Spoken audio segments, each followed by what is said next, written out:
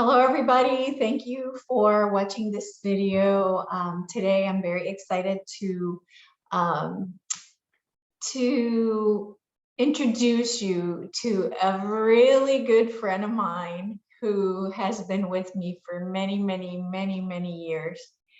And luckily, he's somebody who has a lot of information too. I don't want to call it useless information, but really good information, right? Trivial information. This is Ray, and we met at work a long time ago. And so now he really truly is the reason why I went into a spiritual path. He's always been kind of always there to direct me in the ways that I need to go. So I've been really grateful that we're back, in the swing of things together. So before we share with you all this knowledge that he has about the amazing mushroom, I wanted to tell you about an experience I had, of course, in a place where this is all legal. I had 2 experiences. I've had 3 total mushroom experiences. 2 of them didn't go really well. And come to find out after talking with my friend is that I had fear going into it. And so, because what had happened with ayahuasca.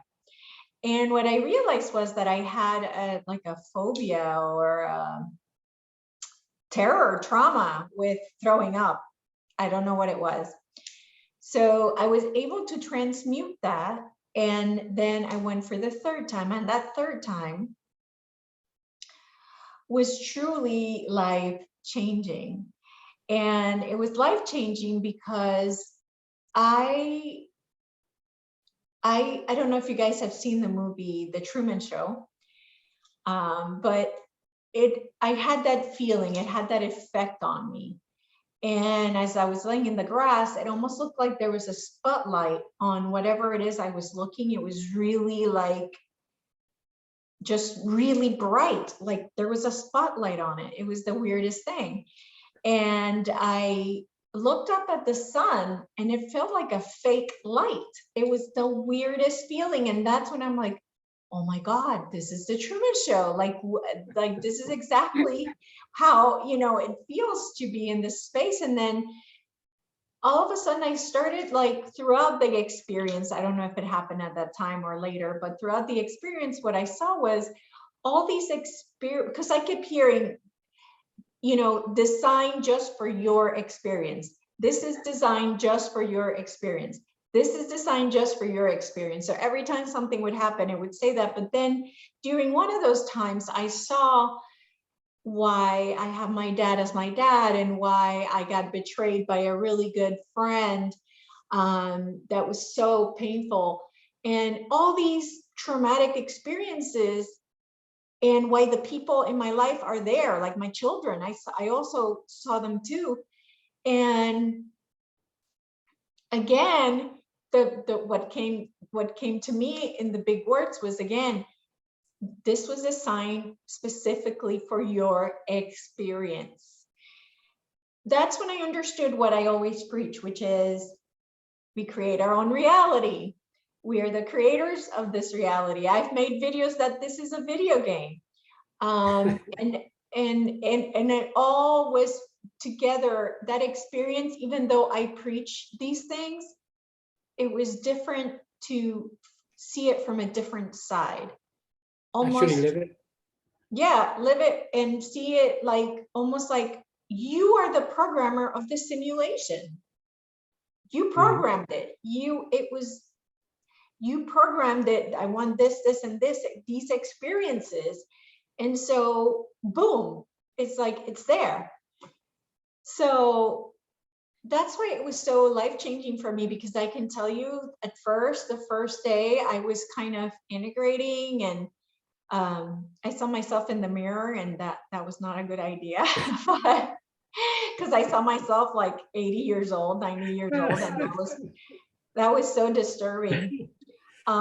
But after I get over that, what I realized is that I'm so much happier. So I can see why people are treated with PTSD are treated with this, but I will put the disclaimer that I am not telling you to do it or anything like that. That obviously Drugs are bad. Drugs are bad.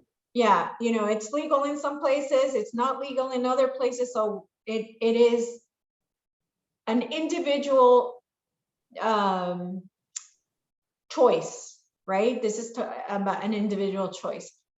So, but I do have to tell you, because the experience has left me not only knowing, confirming what I have been trying to tell you guys, that the truth is this is a simulation.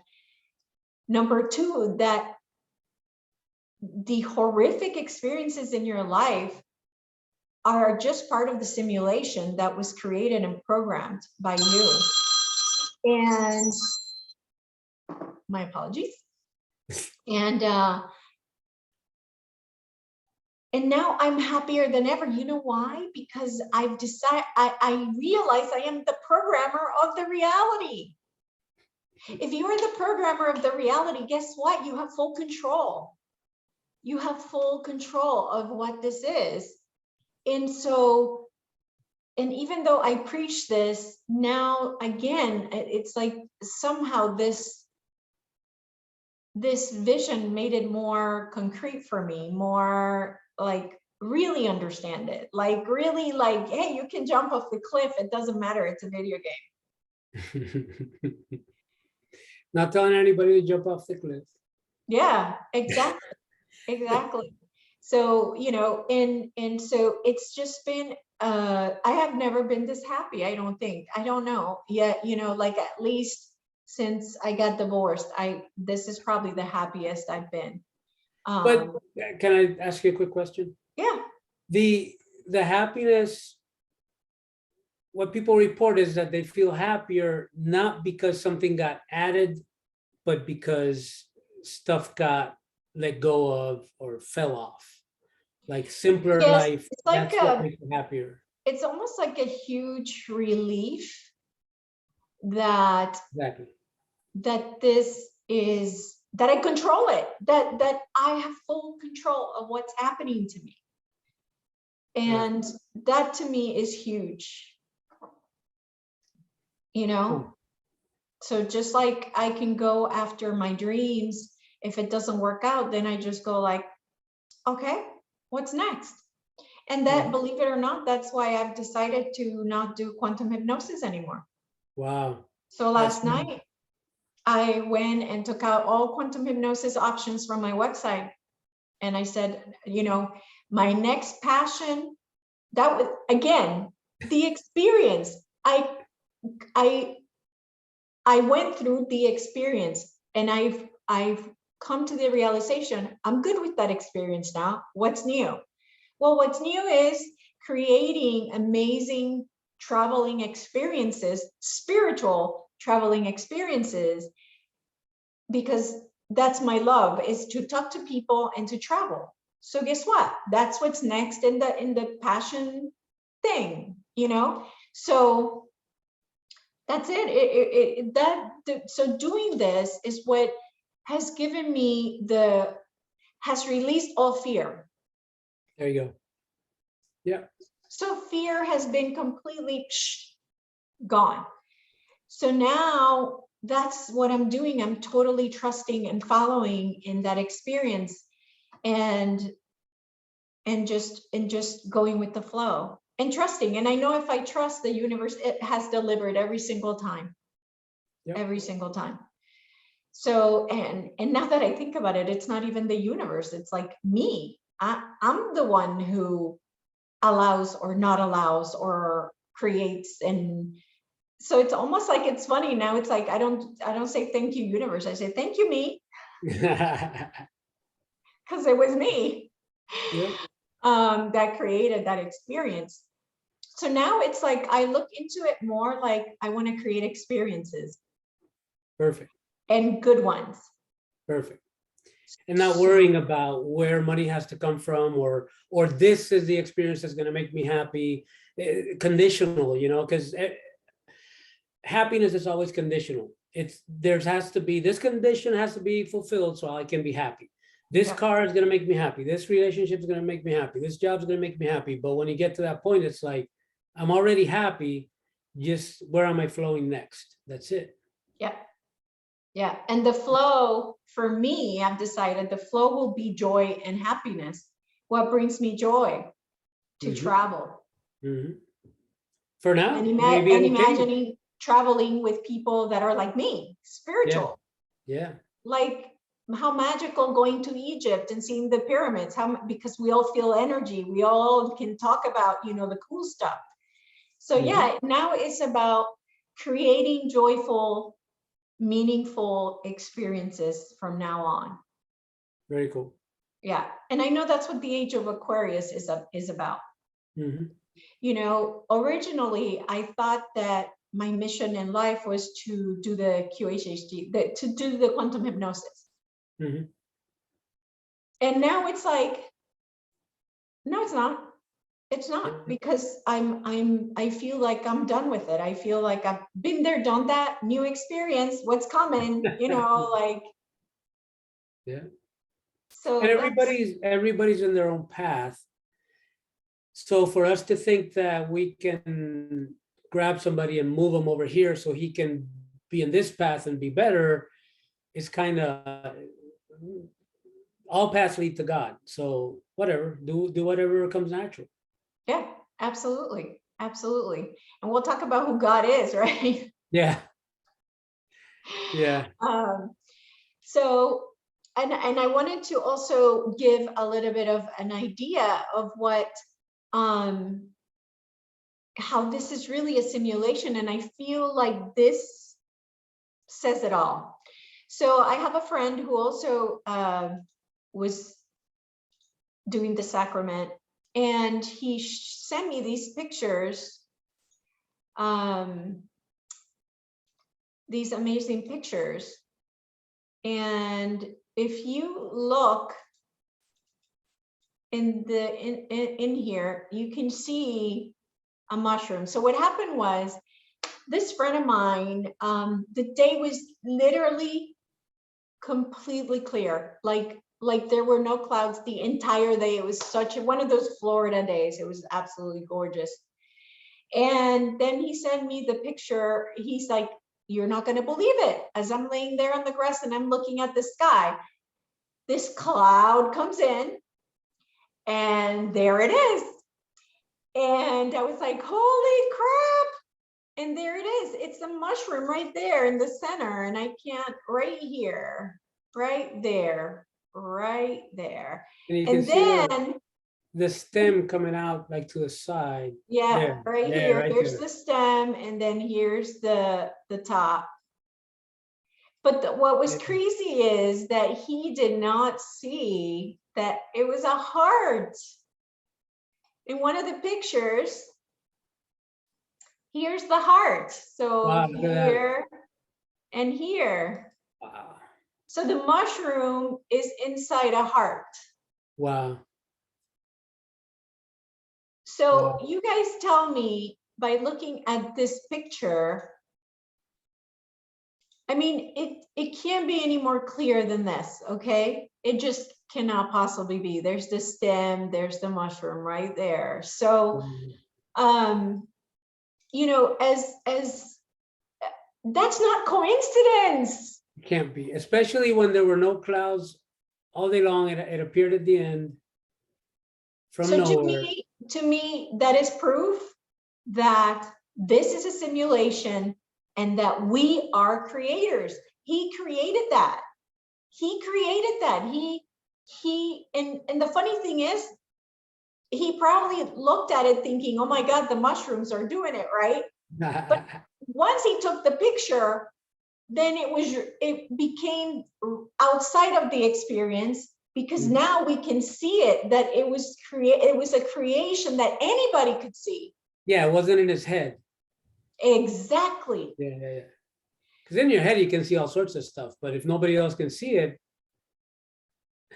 Right, exactly. So that to me is proof that this is a simulation once again, like the Truman Show. If you haven't seen the Truman Show, you can see it, I think, for free, either in YouTube, Netflix, or Prime, Amazon Prime, maybe. I don't remember. I just remember seeing it for free.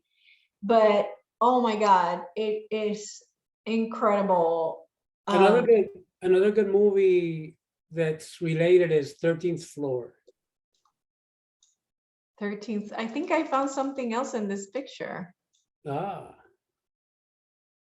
Oh, you're not seeing it. Let me show it to you. let's see. What is this here? Is that the moon? Could It be would the be that moon. tiny? I don't know. Zoom in again. Oh, I don't know what that is. No, it's not the moon. It's not the Wow, moon. I have no idea. Wow. I have no idea. That just caught my eye. Some people see a hand also, like a hand with a mushroom in the middle. Yep. You could see like the fingers. Yeah. Sometimes they can draw things, our guides. I mean, I don't know if this is our guides or if it's us, to be honest. I don't know. Well, what is the difference? I mean, you are the universe, so it's the universe, but it's you. Yeah. So. Yeah. Yeah. I don't know. But it's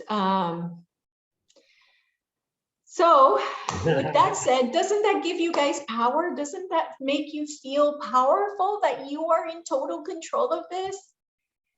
You know, I want you all to become the manifestor creators that you are. You are the creator. You create this, just like this friend of mine created that cloud with the love for the mushroom. Think about it. Like, that's perfect example of this. We are creators, number one. Number two, that this is a simulation and that we can create within it whatever we want. So take over the power, release your fear.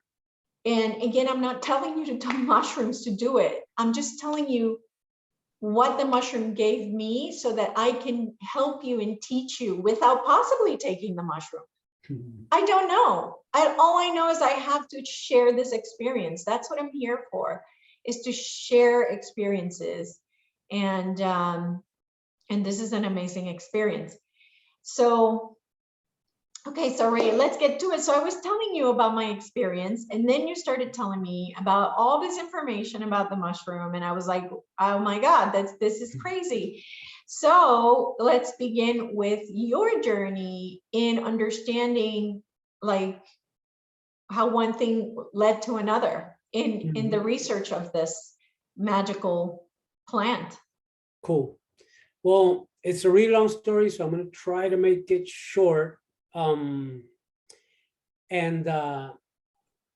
I've been searching since I was around earlier than 18 years old. But when I was 18, I saw somebody die right in front of me. He drowned. I pulled him out. I saw a friend that was walking and talking and joking around 1 minute, and the next minute he was dead meat, literally dead. When you're 18, you think you're immortal. You know, you do stupid stuff. You never think you're going to die. You think you're going to die when you're old. So that changed everything for me. And then I started, oh my God, you know, that could have been me. We were in the same pond together. He drowned. I did not. Why did he drown? Why did I not drown? So I started searching. And it's funny because my mom was Catholic. I'm Puerto Rican. So that's like most people are Catholic in Puerto Rico. She wasn't like, Die you know, hard. she would, I'm sorry. Die hard. She Yeah, wasn't a no, she was diehard. like a Bible pounding, you know, she didn't even go to church every Sunday, Yeah. but she taught me the prayers, you know, all this stuff and the basic cosmology of Christianity. And then I thought, when I started, when that hit me in the face, then I'm like, but you know, this doesn't make any sense. So I started studying all other religions, and I've studied like basically all religions you can think of. And when I started going back, I started thinking, what was the original religion? What religion, because Christianity is 2,000 years old, but come on, there's Buddhism was 500 years before that. And Hinduism, we don't even know, it's so old. So I started looking back, and I get to the Vedas. In there's these, there used to be hymns that they were just sung, and after that they started writing them down. I think thousands of years after they started writing them down. And one of the very important ones is the Rig Veda, which talks about a plant called Soma, which is a god and the plant at the same time. And in those hymns, they talk about how they prepare it, and they make it into a sort of a tea, and they drink it, and anybody who eats it becomes immortal. And they sing its praises like on and on and on. So at that point, I'm like, wow, soma, what the heck is that? It's a plant. It's something you can eat. And then I started putting two and two together. What about the Eucharist for the Christians? Was that maybe something different before? And started researching. Then I think, okay, what's the oldest religion? I kept going back, and I found shamanism is the oldest one. Before, when we were hunter-gatherers or just tiny tribes, there were the shamans. And I start researching, and there is not a continent on earth that didn't have shamans. And some of them use a cactus, like in Mexico, Peru, other places they use the cactus. The mushroom, of course, in Mexico and other places. In Peru, also in the Amazon, of course, ayahuasca. But aside from ayahuasca, they use different kinds of poisons as well. There's a frog that they take a little bit of poison, they cut themselves in the skin, put a little drop on there, and boom, hold on, Hannah. Is that Campbell? And, I'm sorry? Is that Campbell? I'm not sure if it's Campbell, because there's several frogs. I Oh, know okay. Campbell is one of them, but I don't know. I'm pretty sure there's more. So, and Campbell has become popular now. Yeah. So what the point was, that all these shamans all over the world, even the Taínos in Puerto Rico, had a snuff, and they used the bamboo reed, and they would put it in somebody's nose. The guy would scoot down, in Yangotarse, we call it, and it would go up like a shotgun, and he would fall back, and then they would pick him up, sit him down again, and do the other one. Boom.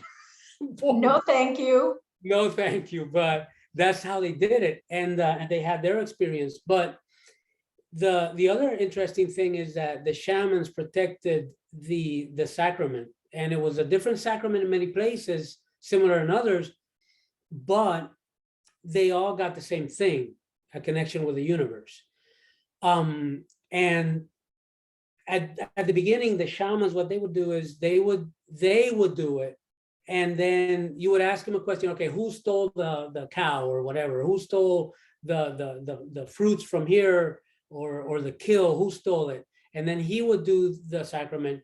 He would go off on his trip, and he could go back in time or whatever, and see who stole it, and come back and say, okay, so and so stole it. And he would beat the crap out of him or whatever, and deal with him. But it was always like reserved for the shaman. Sometimes when people would be really sick, then they would also take the sacrament.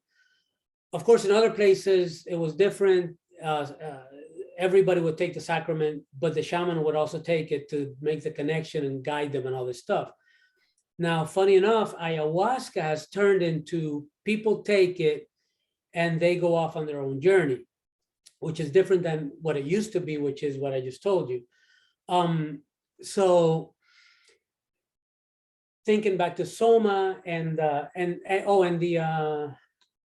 where is it, in Russia or somewhere in the cold, they use the Amanita muscaria, which is the red one with the white specks. Some people swear by that one. And they used to, this is pretty gross, they used to eat it pee and then drink the pee because supposedly that processed it and made it more potent and whatever. Some even drank the pee from the reindeer, which without going too much into that tangent is where a Santa Claus comes from, the flying reindeer, because the reindeers used to eat that sacrament. And they used to take the caps and put them on the trees. So that's where they got the idea of putting ornaments on the tree, because it was the caps of the mushrooms. But long story short, shamanism was everywhere. And as time went on, they started hiding the information and keeping it from people. Now the Essenes, okay, another thing that most people either don't know or don't like to think about is the fact that we see Christianity, it still has many sects, but when Christianity started, it was many sects, and everybody did it their own way.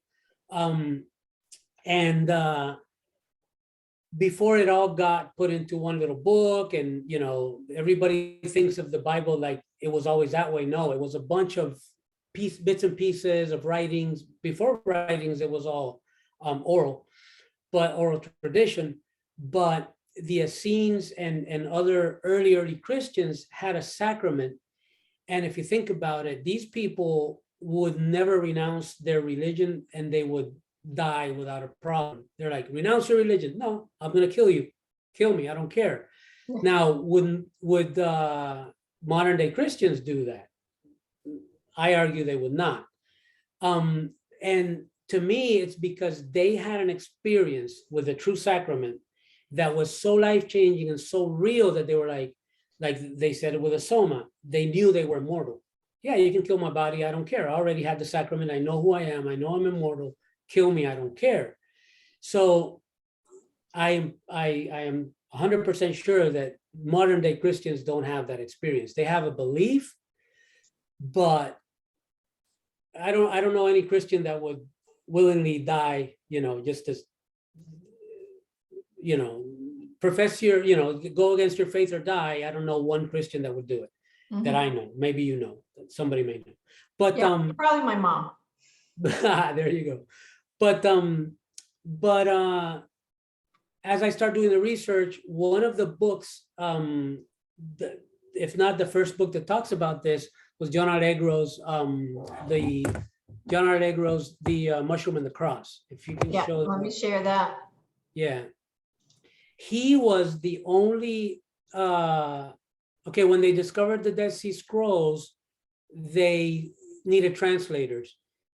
And there it is, Sacred Mushroom and the Cross, John Allegro. So he was the only translator and researcher that was brought in from outside the Vatican to study these scrolls. And they did it because they had no choice, because he was like he was the guy that know Sumerian language, cuneiform, and the actual language. It's a dead language, but he, you know what I mean. He knew the language, and he also was the world leader in oh my God, what's the Jesus's language? Forgot. Can't believe I forgot the language. So the language of these scrolls were written in the language of Jesus. They were the first time they were ever found any Hebrew? writing. No, before Hebrew. Oh shit. Jesus Christ. Aramaic. So they were written in Aramaic. It's the first time they ever found that. And they're like, okay, who speaks Aramaic? John Allegro. So John Allegro, when he started studying this, and he started looking at the language, and what he did was he went back and looked at Sumerian language and saw all these similarities and how this language evolved and connected to the Sumerian. And he also had, nowadays we don't think this way, but back then they used to think and write in puns. Like, for example, Walter, the name could be a pun for water. And in many alchemical and old paintings, they show an anchor. Well, an anchor is the ank, but they didn't want to write down the ank, so they drew the anchor, and it was a pun. So he knew about this, and he knew, studying other things, that and the basis of the language, that the people hid the sacred plants by telling stories about people. For example, if the tree of whatever, acacia, did something, they would come up with this whole story about a guy, and he died this way and blah blah blah. So he argues that and he gives you all the information in that book. It's a really heavy read. Don't recommend it for everybody, but he shows how it evolved and how it connects to Sumerian language, and how these puns, for example, he argues that John the Baptist, when they talk about beheading him, they're talking about the mushroom, and you're cutting off the cap. So he represents the mushroom and how you prepare it. And of course, the sacred mushroom and the cross, he talks about how the crucifixion is how they would prepare the mushroom, and Jesus is literally the mushroom. So, and let me read you a quote. And also related to that is the serpent. Most people don't know, and I urge you to open up any Bible, King James or whatever Bible, go to the first book, Genesis, and read Genesis again. But this time, instead of thinking that they always tell you that the snake or the serpent is Satan, who is he really and what is he really saying? Because in Genesis, the serpent is the one who gives the forbidden fruit to Adam and Eve. And when they say no, but and it's actually originally they say the gods, they don't say one God, they say the Elohim, which is plural. They say the gods told me that if I eat of this fruit, I will surely die. And the serpent says, not only will you not surely not die, you will become a god like them. So there were some people in that story keeping the tree of life and the tree of knowledge from them, and saying that they will die if they ate them. And the serpent comes in and says, actually, they're lying to you. So who's the good and bad guy here? And they never read it again, open it up and read it. They never say that it is Satan or even an evil demon or something. It's just the serpent, which is cunning and is smart. And there's other passages in the Bible where Jesus says, be cunning like a serpent. So we've been told these things from the podium, but when you open up the Bible, it says something completely different. So let me read you a quote here real quick. For example, when you go to John, if you read these and think that the sacrament is the mushroom, and you know that that it looks like bread, when you look at the top of a mushroom cap, it looks just like a piece of bread. And also, if you make tea from it, you get this dark bluish tea that, all this thing about royal blue blood. Jesus wears dark blue, purple sashes and stuff. There's even, sometimes you go by a church and you see a cross with a sash hanging from it.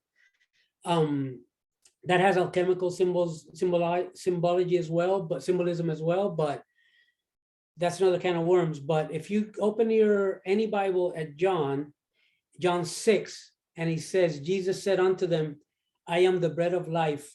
He that cometh to me shall never hunger, and he that believes in me shall never thirst. And then on 6:47, he says, verily, verily, I say unto you, he that believes on me has everlasting life. And it keeps going, I am that bread of life. Your fathers did eat manna, which manna or manna literally means, what is this? It literally means, what the fuck? It's like they found manna. They thought it fell from the heaven because it's mushrooms that just sprouted. They appear from one day to the next, and they're like, they didn't have anything to eat. And in that story, Moses says, okay, here's some food, drink, eat this. It literally fell from heaven. And but then here they make reference to that, and they say, this is the bread that came down from heaven, that a man may eat thereof and not die. And then it keeps going. I am the living bread which came down from heaven. This is, and he's quoting Jesus saying this. Jesus says, I am the living bread which came down from heaven. If any man eat of this bread, he shall live forever. And the bread that I give is my flesh, which I give for the life of the world. Then it goes on just talking about this bread. Verily, verily, I say then Jesus said unto them, verily, verily, verily, verily means I shit you not. Listen, I shit you not. Verily, verily, I say unto you, except you eat the flesh of the Son of Man and drink his blood, you will have no life in you. So this has troubled many people, because it's like, why is, even in the Bible, as you keep reading, they say, and then everybody asked him, but how can you tell us to eat your flesh? And he repeats it. He says, again, I'm telling you, if you don't eat of my flesh and drink my blood, you will not ever have everlasting life. And it messes with people's heads. Well, if you go back to Soma and read that, it says the exact same thing. It says, if you eat Soma, you will never die. You will become a god, blah, blah. It's the same exact thing. But if you take heed of John Allegro and say, okay, what they were doing was personifying this mushroom to hide it from, keep it in the inner circle. So if you eat the mushroom, you will never die. But it's not that physically you will never die. It's that you will know who you really are. And you will know that you're not this flesh, that you're not this body. And when the body dies, you will continue to go on. So that was the big breakthrough for me, because when I read John Allegro, I'm like, wait, but this is actually in the Bible. So all the stuff that John Allegro did to put two and two together with the language and all this stuff and etymology and where it came from, it's right there in the Bible. Just open any Bible and it's right there, John 6, read it. If you don't believe me, read it. Now, if you have two choices, either believe that there was a man that says, eat my flesh and drink my blood, which creates a problem, because then when he's dead, what are you going to eat? So now they say that the new Christians say that it's this transmogrifies into him when you eat it and you drink, and it changes into your body because of your faith. Well, that's fine and dandy, but the other option is it was literally something that you could physically really eat. And but again, if you really look at that drinking, becoming blood and flesh, that's a satanic ritual. So I'm just saying, yeah, it's a satanic ritual to drink blood. So you're saying they turned it into something satanic. Yeah, I can see that. But so where I'm going with this is that, does it make more sense that this guy was telling you to eat his literal flesh and drink his blood, or that it's just a way to hide what the shamans have been doing forever? Forever, the shamans have been doing that, eating certain plants that open, that's why they call it entheogens, God within. They make you see God within. So, and the other good thing about this is that everybody reports the same thing. When you eat this mushroom or you drink it in tea or whatever, and you have enough of it, you have this God is everywhere, I am the universe, I am God experience. And nobody has to tell you anything. You don't have to believe anything. Nobody says, okay, here's what you got to think about while you're eating, or this is the story behind it while you eat it. Nothing of the sort. And there's report after report after report after report of people reporting the exact same thing. Now, back to the shamans, ayahuasca has, when you prepare it, you get a type of DMT, dimethyltryptamine, that you have it in your brain, and it's what scientists now believe that gets released en masse when you're dying and when you're dreaming. So it creates all these mental images and stuff, and ayahuasca is one type, very similar to the DMT in mushrooms, very similar to the DMT in other plants, and DMT is like even in grass. You can extract it from almost anything. But ayahuasca, you have to mix two things to make a brew, so it's available in your stomach. With the mushroom, you don't have to do anything. It's even easier. But my journey took me to that, and then one of the things that blew my mind was when I started looking back and remembering. The first time I ever found out about the mushroom, I was like 10 years old. I was running around. My parents had a piece of land in the near El Yunque. Mhm. Your universe is I know, I'm gonna have to change here. there you go, it's back. The universe just disappeared. We saw through it. We saw behind the curtain. So I was 10 years old running around the countryside, where my parents had some piece of land close to El Yunque, and these kids that were from the area, they stopped me and they see these literal piece of cow shit, and it had mushrooms growing out of it. And I'm like, what the heck is that? I had never seen something like that. They were big. They were like this big, just growing out like that. And they said, you see that? You see those mushrooms? The big kids eat it and they go crazy, and they run around laughing and jumping, and they go crazy. They eat that and they go crazy. And I'm like, what the hell? So the first time I was ever told about this mushroom was when I was 10 years old. The universe said, look, pay attention. Put that in the back of my mind. Then years later, a friend of mine, who was dealing with a very difficult time in his life, with a deadly disease and horrible time. I went to a party at his house, and he says, here, drink this. He shows me this horrible looking brew with these pieces of meat or something. And I'm like, what the hell is that? He's like, mushroom tea. You got to drink this, man. And I'm like, no, thank you. I must have been like 20, 21 years old, maybe, yeah, about 20. And I was like, no, thank you. I was freaking out because I had seen the videos in school where they show you that you eat something or LSD and then whack, and then you die and all these horrible things. So I was scared. And I used to drink like crazy, which is horrible, way more horrible. And I don't do anymore. So to me, I was like, oh no. But then it kept showing up. And I was at another party years after that, like 20, I was 28 years old, maybe. And a friend of mine goes, have you ever had mushrooms? And I'm like, what? This keeps coming up.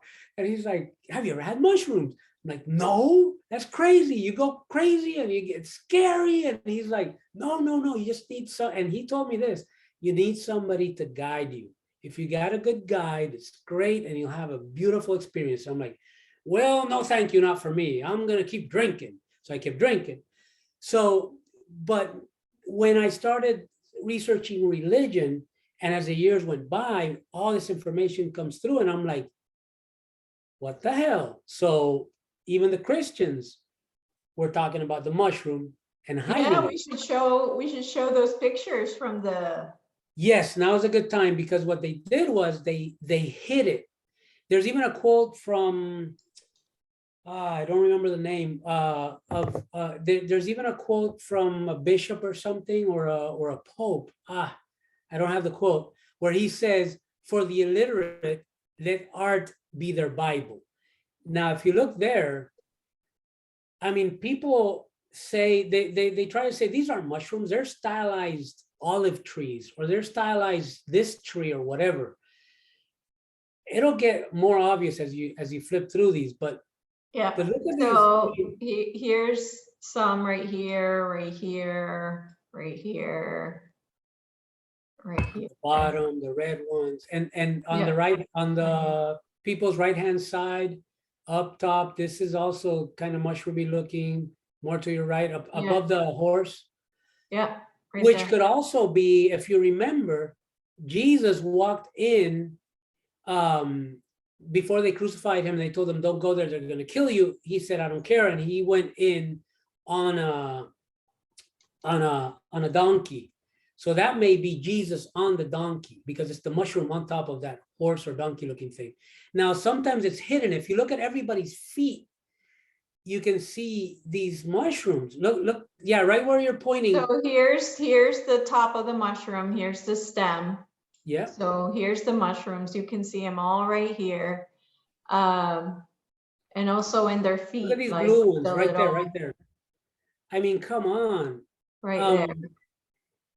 And on the other side, there's also one peeking behind this guy's feet at the bottom on the feet. Yep. And if you see to the left, they're clearly like, there you go, that. And just so you know, this isn't just Christians.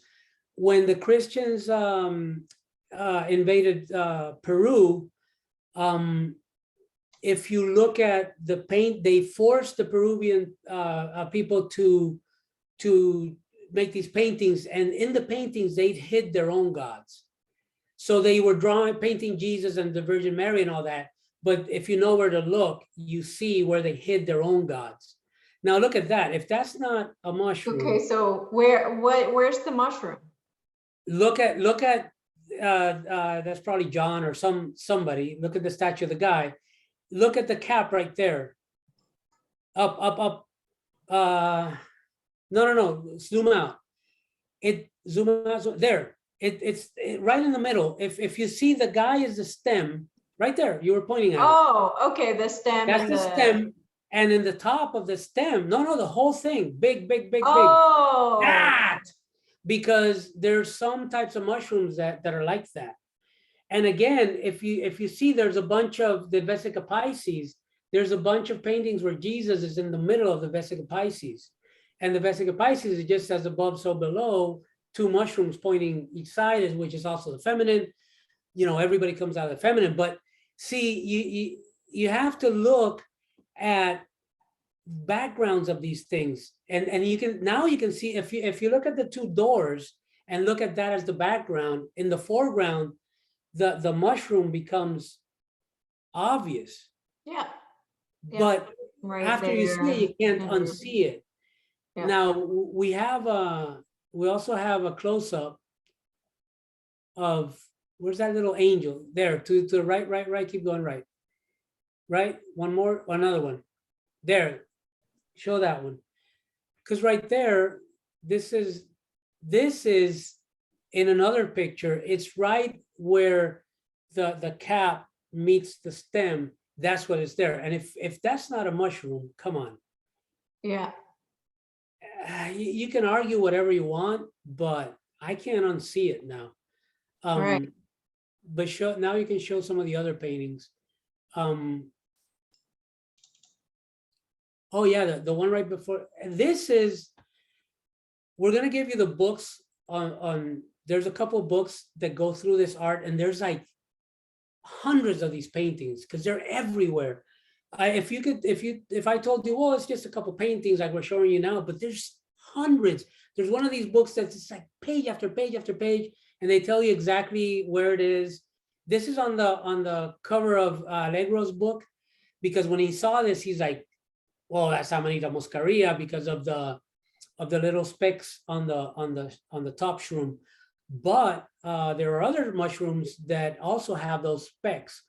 Like the golden teacher has those little specks. Yeah, show that one, right? That one. There are some illuminated texts. This is one of the books, the Psychedelic Gospels, The Secret History of Hallucinogens and Christianity. This couple, Jerry Brown and Julie Brown, they went all over Europe taking pictures of these in the actual cathedrals, so that, you can't say somebody just made it up. They went to the Right. cathedral, and each, oh, can you show that one again one more time so I can say something real quick? Yeah. That one, yeah. Because Well, I was gonna look this for the is actual from, picture so I could make it bigger. oh, okay, this is from an actual illuminated text. Illuminated means that these monks would sit there day after day making these beautiful paintings that they would put right before certain gospels. Well, I mean, how more obvious can you get that Jesus right there, and then the mushrooms below? And even if you tell me that's another plant, why the hell? Why Jesus? I mean, it's almost like Jesus mushroom. I'm telling you right here. So you can keep going with another one, but it's you got to see these books. There's the mushrooms again. I mean, yeah, and Jesus right in front of them. I mean, come on. And you could also argue that the aureola, or whatever you call it, and these is from the Sumerians. Look at that little parasol or whatever you want to call it. I mean, come on. If that's not a mushroom, what is it? A UFO, right there on top. The first guy to the left is right there, here. is holding it. I mean, come on. What else could it be? Oh, that I don't know. That um, one, that could be disputed. Let's see what's this one here. That's the title of the other book. And see, that's the fresco with more mushrooms. That's the same church where the one in John Allegro's cover is at.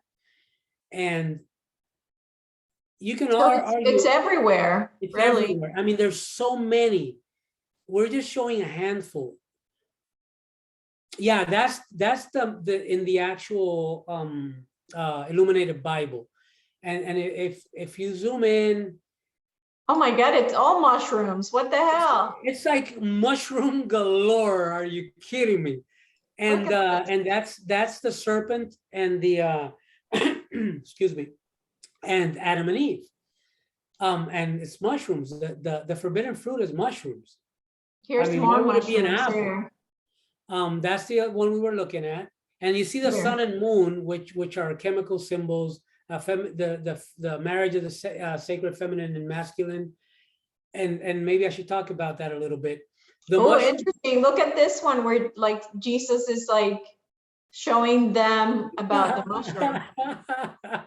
Isn't that amazing? This panel right here is just incredible. So the sun and moon, why were the old mystics and alchemists so intent on so focused on the mushroom? Because the mushroom starts as an egg and it breaks out of the egg, and then it looks just like a penis. I mean, it looks like the one right in the middle right now. If you could zoom into that orange one a little bit. See those two mushrooms right there that are right under the guy's face? There. That's the next stage. We should have had pictures of that, but Right. the next stage looks just like a penis. I'm sorry, there's no other way to say it. It's just, it's a penis. And then it keeps growing, and then it starts opening up. And then when it opens, you see, just like in that cloud that you showed earlier, and then you see like intercourse. You see a shaft going into the bottom of the mushroom, which is the sex right there, and you have the both male and female right there. Then it keeps opening, and then it ends up turning into a cup. And when it turns into a cup, of course, the cup has always been the symbol for the feminine. So the mushroom starts as an egg, which is androgynous, turns into a phallic symbol, then turns into a combination of both of them, and then it turns into the female, ends as a female. When it spreads, and it's interesting that when it's in the female shape is when it spreads all its spores the most. So this told because if you look at shamanism how it started, the main thing about shamanism was fertility rites. How can we harness fertility so that we can get more plants, more food, more animals, whatever? So to them, the mushroom was God incarnate right there, and it had both male and female in one package. So you can imagine how, and also the fact that they didn't know how this thing grew. They didn't know about spores or anything. They knew that it just popped up. It appeared, and they had to learn where to find it. Look at all those mushrooms at the bottom. Come on. Yeah. So Mushroom after mushroom after mushroom. So I urge people to read John 6 again, think about all this, look at all those paintings, why, and read it again in a new light, and try to think, try not to think mushrooms when you read it. Just try. And also, what was I going to say? The fact that, I'm sorry, but yeah, read it again. Try not to think mushrooms, and man, it's incredible. And nowadays it's been in a resurgence because they're doing new studies now using it for PTSD, anxiety, drug addiction. Some people have one strong mushroom experience and they're no longer addicted to whatever substance it was. It's incredible. And PTSD, depression, anxiety, all sorts of mental illnesses. Again, drugs are bad, but they're doing studies now. You can read them, they're out there, and how they are doing this. Look up Paul Stamets, he talks all about this. He's like the lead mushroom guru right now. I forget the name. But anyway, he's the shit. Look up Paul Stamets. We're gonna put the links of the books in the description so you can find them. Yeah, there was, I think you had another picture shown. there of this one. And to me, it's hilarious that they kept this hidden.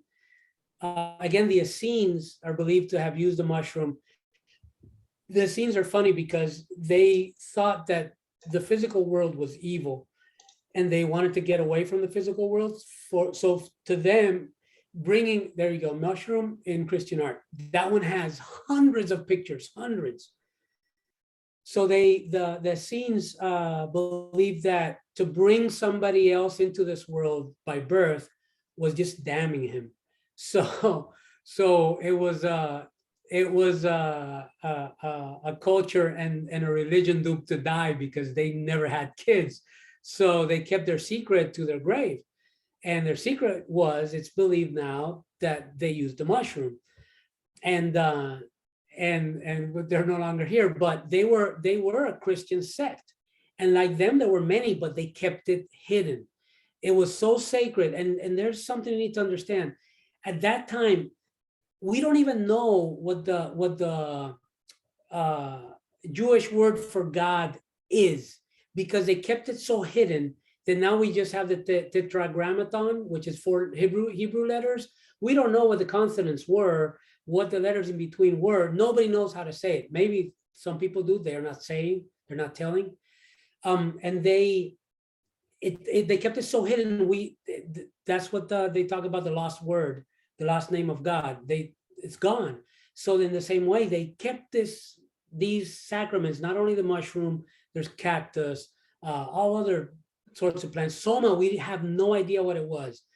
I argue it was the mushroom. It's the description is just screams mushroom to me, but you could say I should wear a t-shirt that says I see mushrooms, because I see them everywhere. But if they hid it so well, the soma, we don't know what it is. Nobody knows what it is. Oh, but by the way, do a search on Russian archaeologists find soma. And what they found was in Mongolia, they found a rug that shows that I can't remember how they tied it into soma, but in the area where they found it, they knew that they practiced the rituals from the Rig Veda. It's all in the articles. And the rug depicts a mushroom rite, a mushroom sacrament ritual. So, and they're like, okay, now we know soma was the mushroom. So, I mean, you could dispute it if you want, whatever, but Yeah. I think it's important to note what's coming to me is that this is not something you go do to do drugs. This is something really sacred, really like, so it you is a gotta sacrament. treat it, you gotta treat the plant like it's like gold, like you have gold in your hands and you have to, God in your hands. yeah, you have to really create that ritual before you do this, because otherwise it loses the purpose, which is, you know, The connection, why it the was connection believed to the to be universe. so important. Yeah, and people say that the mushroom told me, the mushroom spoke to me. My research has shown me that it's not that the mushroom talks to you, it's that it connects you to universal consciousness. There's to the universe. There is a consciousness in everything, which I like to call universal consciousness. Some people call it God. But when you say God, people think of a bearded man telling you what to do, where I see universal consciousness as the Tao, the consciousness that's in everything. Native Americans called it the spirit that moves through all things. I love that description because it's in everything. And it connects you to it, and then it speaks to you in symbols, in thoughts, and sometimes even in words. It's not the mushroom. The mushroom is the sacrament that connects you to the universe. And that's how I see it. And I in my research, I've read people on the forum saying, "Oh, I did 2 grams of whatever mushroom, and I played video games. It was so good." And I'm like, "Oh my God, what are you doing? Forgive them, Father. They know not what they do." You know, it's like, or they do it and watch comedy or TV movies. It's like you can do it, but just do cannabis instead. Cannabis is great. It'll relax you. You can do whatever. Cannabis is more like a happy-go-lucky, make you happy. Everything. Cannabis makes everything better. Yeah. This is not cannabis. Don't treat it like cannabis. You can, but you will be missing out. It'll go over your head. You won't know what you're missing, and you Yeah. may do it, play a video game and go, "Oh, that was cool," set it aside, and miss the opportunity to literally really connect to universal consciousness. Yeah. And this is why I go nuts talking about this stuff, and people need to make me shut up about it, because all my research has got me to this point where, I mean, the evidence is out there. Don't take my word for it. I'm not telling you to do it or not do it. Drugs are bad. Drugs are bad. Meat. But there is an opportunity to take a sacrament that you could do. It's better, way better. Well, you should do it with somebody who's knowledgeable and that can guide you through it.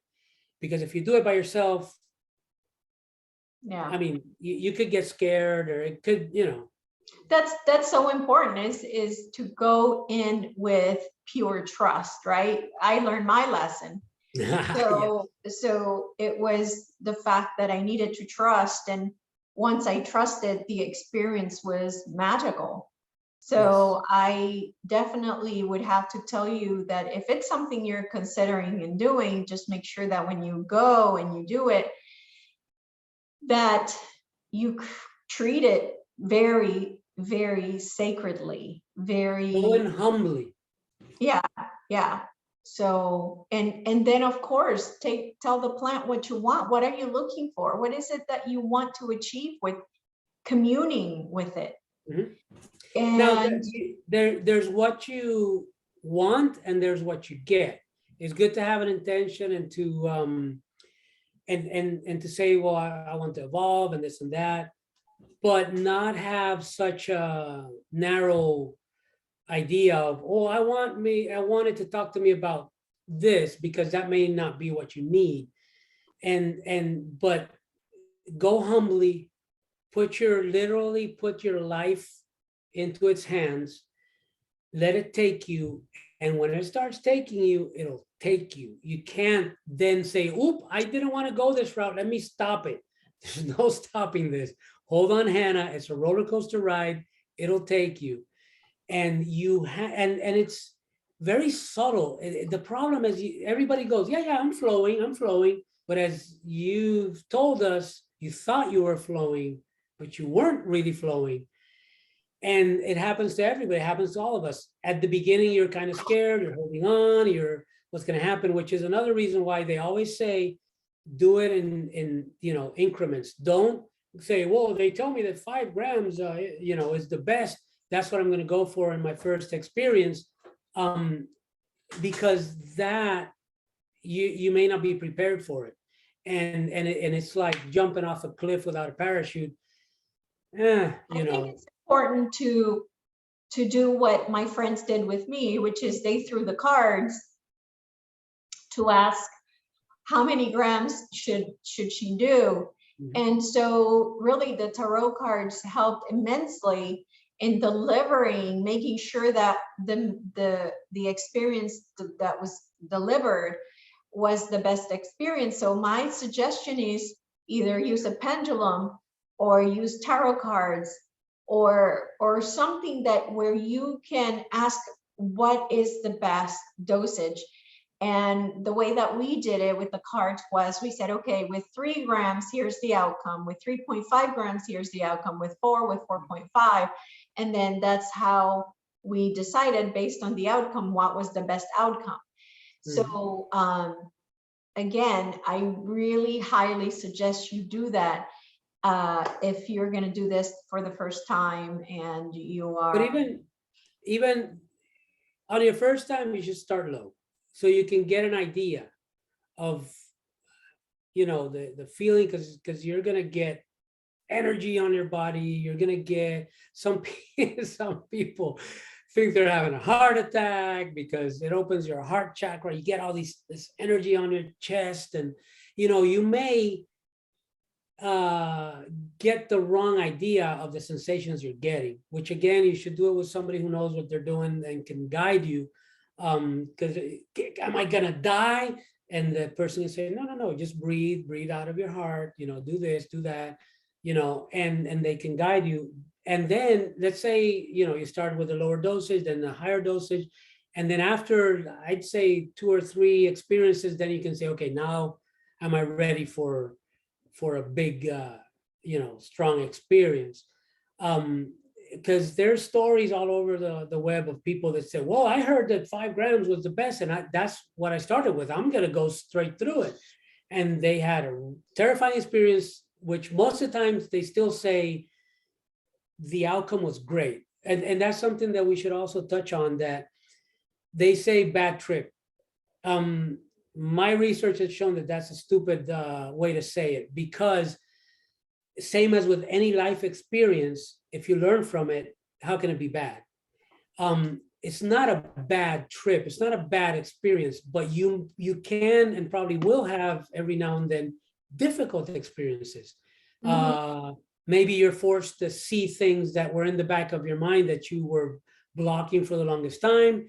Maybe you're feeling physical, energy and stuff that is very hard for you to deal with. Maybe you start crying because something came up, but it's just a difficult thing to deal with that probably won't even last the whole experience. It may be half an hour, 1 hour. But if you concentrate too much on it and then you start and you don't flow with it and you don't accept it, then you could focus on that the whole freaking trip. And that's what they call it. Oh, it took a wrong turn and I had a bad trip. It's not a bad trip. It's you were going through a rough experience, sensations, whatever, and you focused on it so much that that's all there was. But if you have a good guide with you, he'll say, no, no, no, that's fine. Just let it flow through, experience, have the experience. That's fine. Let it flow through you. Blah, blah, blah. What are you learning from it? And it comes and goes. And so bad trips, it's not a bad trip. It's difficult experiences within the trip that can turn into the only Yeah, thing. and it's completely driven by the person. In the end, it is all driven by the person. Why? They are the creator of their reality. In the end, it goes down to you. But what triggers it is the resistance. Is the resistance to where the experience is taking you, where the universe is taking you. So the universe is saying, let's go this way, flow with me, and I'm going to show you these things.